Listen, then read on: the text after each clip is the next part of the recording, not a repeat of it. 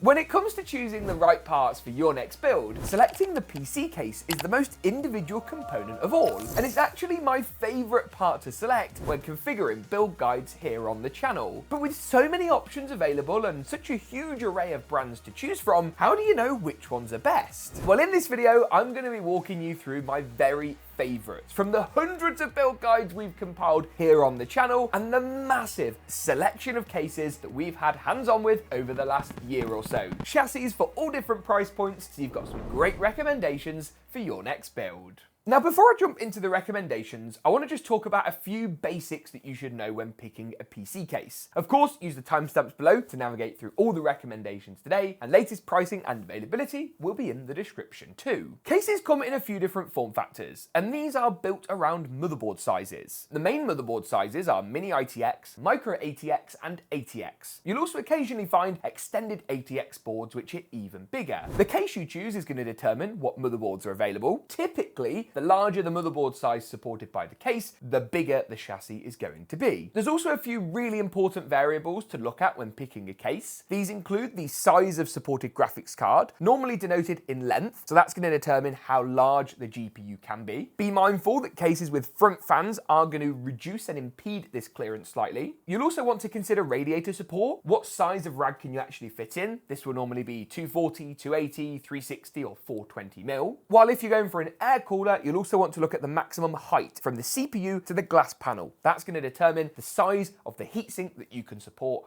on your CPU air cooler. Be mindful that smaller cases may also only support the smaller SFX power supplies, which are more compact and can be more expensive. And be mindful that cases which prioritize aesthetics, like this beautiful glass front panel on LIAN Li's O11 Vision Compact, will often do so at the compromise of airflow. I'm not of the opinion that you need to buy the case with the best possible airflow. Of course, good airflow is nice, but aesthetically, you're always going to have a trade-off to make. Now, to be clear, I'm not suggesting you want a case that's going to stifle your components, make them hot, increase temperatures. However, if you want to open up to some more interesting chassis, they won't necessarily top the charts when it comes to temperatures. You just want to make sure the cooling support is still solid. So without any further ado, shall we jump in to the best options? Now, obviously walking through just some of my favorite options all at once isn't going to work. So shall we start with the cheapest and work our way through to the most expensive? This is wobbling quite a lot. Please help.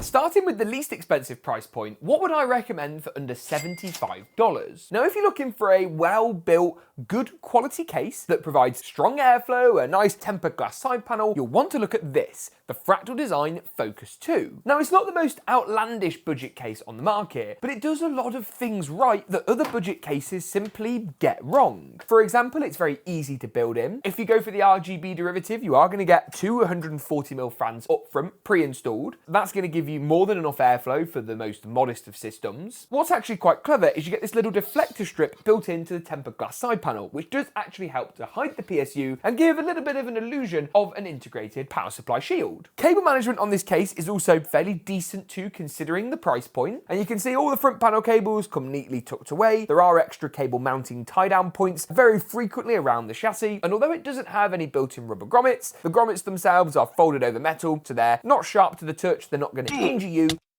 And as I say, it's a fairly simple case that for a budget builder is going to serve you well. The mesh at the front as well is going to help to keep your airflow nice and tidy, and with room for a pair of 140mm fans or corresponding radiator size at the top and a 120mm fan at the rear, alongside standard ATX motherboards, it's got everything that we need, arguably, and a little bit more. Now, if you are able to spend a little bit more money, jumping up to the best cases under $100, your selection really opens up, and the quality of that selection improves dramatically. Now, this is LIAN Li's Lancool 207, and I think it's LIAN Li's best affordable PC case that they've ever made. Now, alongside a tempered glass panel at the top with a built-in power supply shield at the bottom, the case is actually a little more unique than what you might think based on its outer appearance. Now, the first sign of this is when you look into the power supply shield and see no room for a power supply, because in fact this is mounting for a pair of fans. The power supply in this case actually sits at the front here and is mounted sideways. That's done to allow for more room for airflow at the bottom, which can directly target the GPU. All of the panels are fully toolless and feel, frankly, fantastic. You get a pair of 140mm ARGB fans included as standard. Now, you don't get a rear included fan, so you've got no active exhaust, but the two 140s at the front are going to suffice. All of the metal feels pretty well built. You've got room for radiators at the top of the case, and unlike the Focus 2, you do have a greater coverage of rubber grommets. Not every hole has a rubber grommet, but those that do are a welcome addition. Now, spin around to the rear of the case, and this is where you're going to see quite a lot of improvements comparative to that cheaper price point. You can see we've got Velcro cable tie down points. You can see here loads of room at the bottom as well, again, to really emphasize that airflow, and even cable clips up here at the top of the case, which are going to help to, well, aid your cable management. The only disadvantage, I guess you could argue, with this design is that you haven't got room for long radiators that go all the way down to the bottom of the case. That's where the power supply is mounted. But personally, I think that's a good trade-off to have. Now, up until recently, the Lancool 207 would have been my only recommendation in this form factor for the sub $100 price point. There are, of course, some good dual chamber options, so more on that in a second. But then Phanteks launched this, the brand new G400A. And this case is actually really quite special. As standard, you get a greater inclusion of RGB fans, with 4 of Phanteks' latest versions included, 1 at the rear and additional 3 at the front. Unlike the LIAN Li case, this is a more standard PSU orientation, but you still get the mesh ventilation at the bottom and the slightly smaller tempered glass panel. There are more rubber grommets in this case, as well as BTF motherboard support. So if you want to install a Asus BTF, MSI Project Zero, GeekaWhat Project Stealth board, you can do so. And I actually think the little touches like this RGB strip at the bottom do represent slightly better value for money. Airflow remains strong on this case with this really nice magnetic front panel, which easily removes. Behind that, you'll find a nice magnetic dust filter, and around the 140mm included fans, you'll actually find this shroud, which is designed to direct airflow right through the fans and aid with system temperatures. I really like how easy the build magnets together. All the panels just feel really quite good. And although I'm making a mess of this, I promise, come on, don't.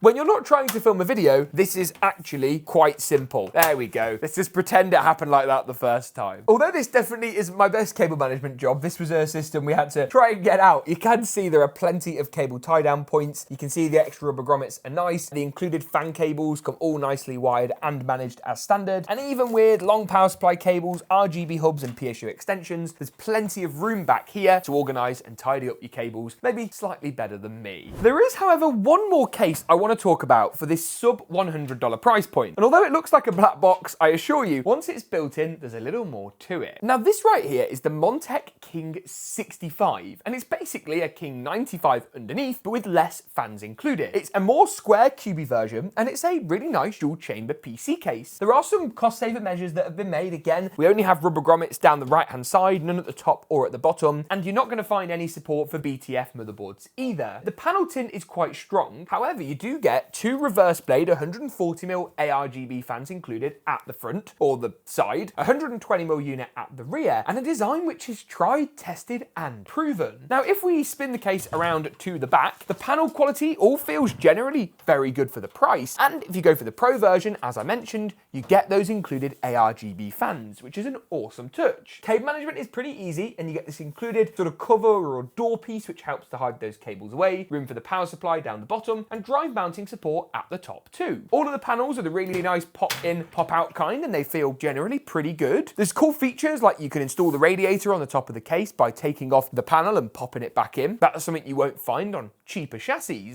And it's available in both black and white colorways. Here in the UK, I've actually seen this go as low as £69 for the Pro version, which is unbelievable and makes this one of the best value cases ever. Montech have been on a roll this year, and the King 65 is a firm favourite of mine. But James, I've got some more money to spend. What should I buy instead? Where is it? Over here. For the $125 budget, I've actually got another Phanteks case that I want to talk about, and this is the NV5. It's the final Phanteks case in the roundup today, and while it might seem like they've got a couple of entrants, that's because some of the stuff they've released over the last year or so is genuinely fantastic. Now, the one downside of this case is that it doesn't come with any fans included as standard, and that's a trend that we've seen on more and more higher end chassis, PCs, where the brand knows that you're spending this kind of money on a case, you're probably going to want your own fans and not the case fans that, well, they include. And as far as fan mounting goes, this is a nice mix between those dual chamber and single standard chamber PC cases. The power supply is still at the bottom as you'd expect, but it's kind of compacted out to give room for a front fan, as well as the side fans, again, that you would see typically on a dual chamber fish tank PC case. Rubber grommets are a little more aplenty. You've got plenty down the side here, which are going to help with cable management, and they're really nice because they're segmented up quite finely, meaning when the cable's running, it actually looks really clean. You get an RGB strip along the PSU shield. It's one of my favorite little touches on a case, really, and helps to keep things just looking that bit more premium. And I actually like this case so much, I've opted to use it in a couple of the Geeka PC builds. They're the pre-builts that we sell here in the UK to our UK-based viewers, and if this is in a Geeka PC, you know that I like it. Cable management on this is really, really strong comparative to some of the options on the list today, and you can see if I swing this door open and pull the door off, how easy was that? You've got Velcro cable tie-down points on the left and the right, you've got additional ones at the rear, and the PSU is sloped, which is good for airflow because it allows for plenty of clearance at the back and gives the case just a slightly more unique aesthetic. The build quality feels absolutely fantastic. This thing is so solid. Even the motherboard tray is really rigid and has a very minimal amount of flex. If you're looking for something that's well built, yes, it's going to set you back a little more money when you've picked up the fans you need. You're looking more like $150, $160 with the right fans. This is a really cracking choice. What if you've got a little more money to spend? And this is Montech's second and final entrant into the lineup today. And this is actually, again, one of the recent builds that by the time you're watching this will have gone out on the channel. So check that out in the cards now. And as I say, if you're in the UK, you can actually buy this pre-built, linked down below as well. Now, this is basically the King 65, but with a few extra tricks up its sleeve. You've got the curved tempered glass panel at the front. It is two pieces, which is fine, but it means you've got this join, which you don't have on higher end chassis. But the added benefit is the inclusion of six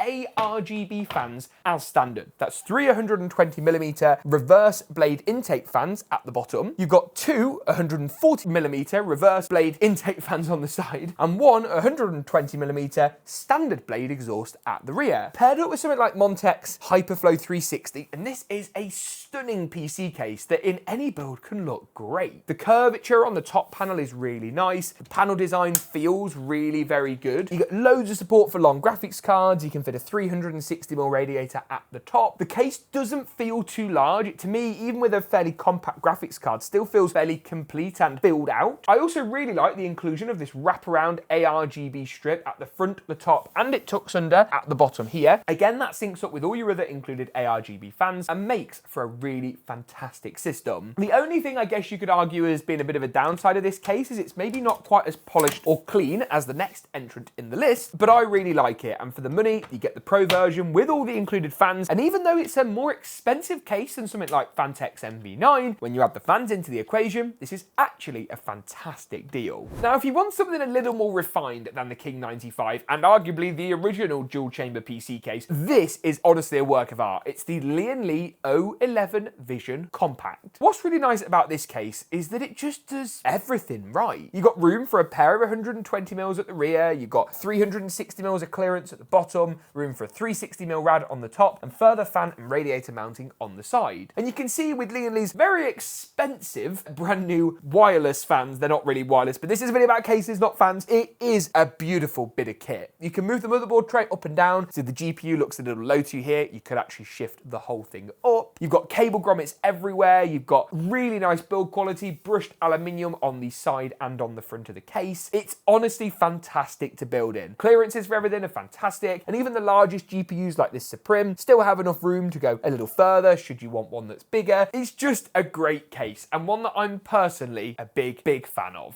But James, I've got some more money to spend, or I want to see what's available if I push the boundaries of budget. This is what's available. This is the HAVN HS420. And I'm going to be honest, when I first saw this case at Computex in 2024, the first bit of feedback I had for HAVN was, that's very expensive. And that's still the case, depending on whether you go for this, which is the standard version with the standard GPU mount, or the more expensive VGPU derivative, which does have a PCI Gen 5 riser cable built in, which is great, by the way. You're going to be spending quite a lot of money. However, and I'm eating my words a bit with this, and I did it in my initial build, I did it in the review, I did it in all the content point made about this case is fantastic. It's absolutely fantastic. Everything from the really tight curve on the tempered glass panel to the stacks of fan mounting room that allows you to install 140mm at the rear, 140mm at the top, 140mm at the bottom, and on the side, wait for it, wait for it, wait for it, 140mm! You can get three, three, just everywhere. This case supports the largest fan sizes. It's great. We actually, again, just built two systems in the white chassis over on GeekaPC, and the cable management on both of those looks great. It's an absolutely stunning bit of kit, and I really,